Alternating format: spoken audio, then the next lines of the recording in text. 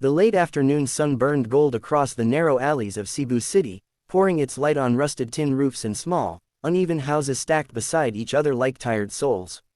Amid the buzz of tricycles and the chatter of vendors, a frail 13-year-old girl named Mara sat quietly at the edge of a wooden step, strumming the strings of a second-hand guitar that was too big for her small arms. Her fingers trembled as she played, not from fear but from hunger and exhaustion. The strings, rusty and uneven, still carried music that seemed to rise above the noise of the city. It wasn't perfect, it was cracked, strained, sometimes out of tune, but it was real. Every note she played told a story. Mara had lost everything 2 years ago. Her mother, Elena, and father, Carlo, had died in a bus accident on their way home from work. They had both worked as janitors at a hotel in downtown Cebu. It was raining that night, the bus slid off the road near Balamban, and only 5 people survived. Mara wasn't one of them. She was at home, waiting with her little notebook of songs that she had written for her father's birthday. When the police came to the door that night, the world fell apart. Her aunt, Tita Rowena, took her in, but life in the cramped one-room house became a daily battle. Her aunt had 3 children of her own, and though she never said it aloud, Mara could feel it. She was an extra mouth to feed, an unwanted shadow. But music was the only thing that never left her. Every evening, after selling boiled corn on the streets, she would sit near the pier, watching the ferries drift out to sea. The wind would blow through her hair as she sang quietly, her voice soft but filled with something that made people stop and listen. Sometimes fishermen tossed her coins. Sometimes couples walking by would pause, eyes wet, as if her words spoke the pain they had buried long ago. One evening, an old man stopped in front of her. His clothes were simple, but he carried himself with quiet dignity. His name was Mang Tonyo, a retired music teacher who now played at a nearby church. "Your voice," he said gently, "is like the wind before a storm, soft, but it carries power." "What's your name, child?" "Mara," she answered, shyly clutching her guitar. "Do you go to school?" She shook her head. "I had to stop, Po. My aunt couldn't afford it anymore." The old man's eyes softened. "Would you like to learn music properly?" Mara hesitated. I only sing, sir. I don't know how to read notes." He smiled. "Then we'll start there." From that night on, every Sunday, Mara visited the church near Colon Street. Mang Tonyo taught her scales, breathing, and how to control her voice. She learned how to let her pain turn into melody. Sometimes she would cry while singing, and her voice would break, but he never stopped her. "That's the truth in your voice," he said once, handing her a small handkerchief. "Don't hide it. The world doesn't need perfection. It needs honesty." Weeks turned into months. Mara's confidence grew, but so did her worries. Her aunt complained more and more about the useless singing. She told Mara to work longer hours selling corn. The extra income helped, but it left Mara little time for practice. Still, she refused to stop singing.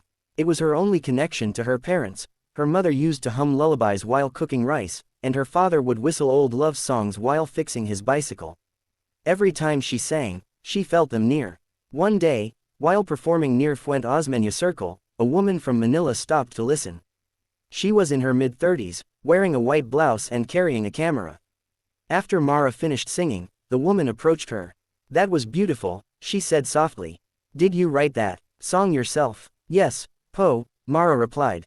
"It's called Sa Ilalim ng Perhong Langit, Under the Same Sky. It's about my parents." The woman smiled sadly. "Would you mind if I record it? I make short videos about street musicians." Mara nodded. She was used to people filming her, though most never came back. The woman, however, kept her word. Her name was Lena Morales, and she posted the video on her social media with the caption, "Greater than, a 13-year-old girl from Cebu City sings about love and loss." Her voice broke my heart. Within 24 hours, the video went viral. People from all over the Philippines, and even abroad, began sharing it. Comments poured in. "Greater than, who is this girl? Her voice feels like home. I cried so hard. You can hear her pain. She deserves a stage, not a street corner." Mara didn't even know what viral meant until the local news station showed up at her aunt's house. Cameras flashed, reporters asked questions, and suddenly her small world became enormous. Her aunt, realizing the attention could mean money, changed her tone. She encouraged Mara to keep singing, even boasting to the neighbors about her famous niece. Then one day, an invitation arrived, Philippine Star Voice Talent Search 2025. The producers had seen the viral video and wanted her to audition in Manila. Mara's heart raced. It was a dream, but also terrifying. She had never been on a plane. She barely had enough clothes, and the thought of standing before judges made her stomach twist. Mang Tonyo smiled when she told him. "Your parents will be proud," he said. "Sing like they're sitting right beside you." The next week, Mara boarded a small Cebu Pacific flight to Manila, carrying her worn guitar and a single bag of clothes. Her aunt stayed behind. Lena, the woman who first filmed her, offered to go along as guardian. The capital was loud, tall, and overwhelming: skyscrapers, endless traffic, lights that burned even at midnight.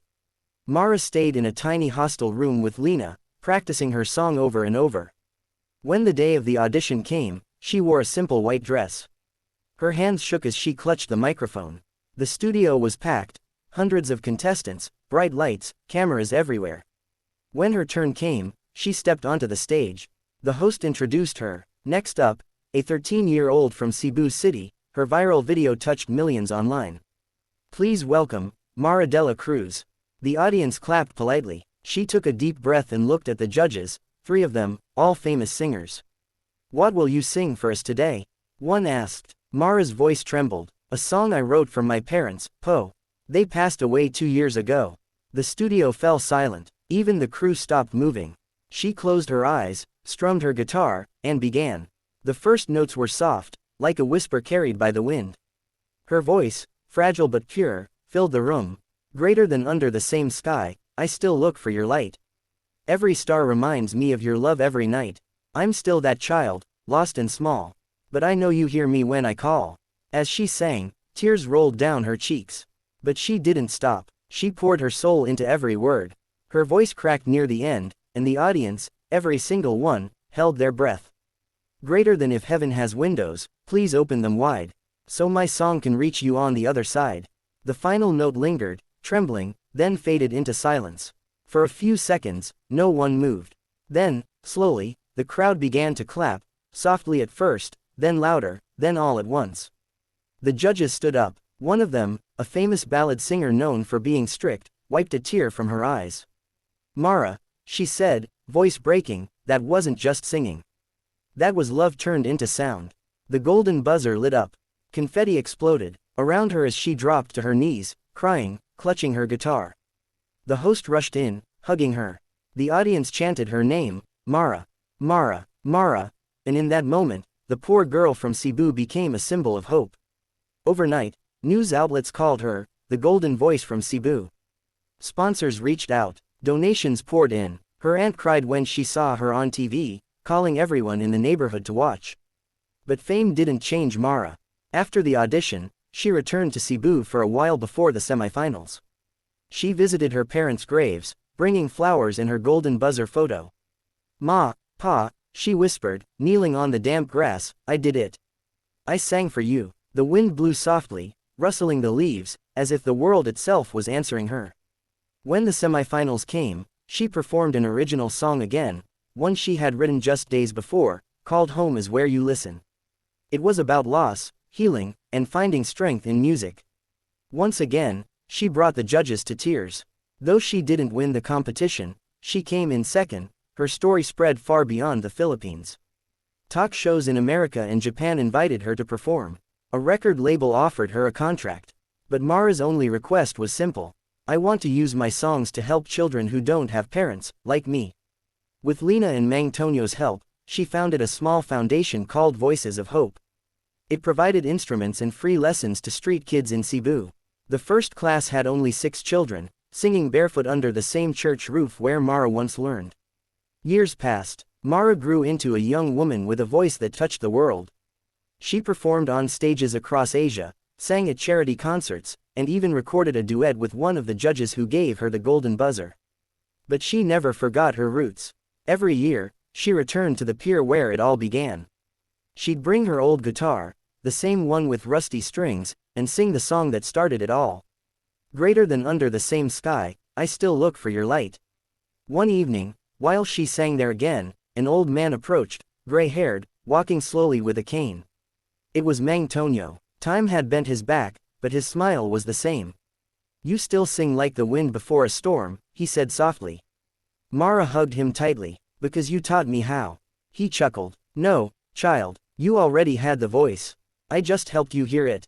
They sat together, watching the sun sink behind the water. Around them, the world kept moving, the laughter of children, the hum of motorbikes, the cries of street vendors, but for a moment, it all felt peaceful. Mara looked at the sky and whispered, "Ma, Pa, I'm not lonely anymore." The wind answered again. Later that night, she went live on social media, something she rarely did. Her fans from around the world tuned in instantly. "Hi everyone," she said softly, sitting by the sea, her guitar on her lap. "I'm back where everything began. Tonight, I just want to sing something special, for everyone who's lost someone but keeps loving them anyway."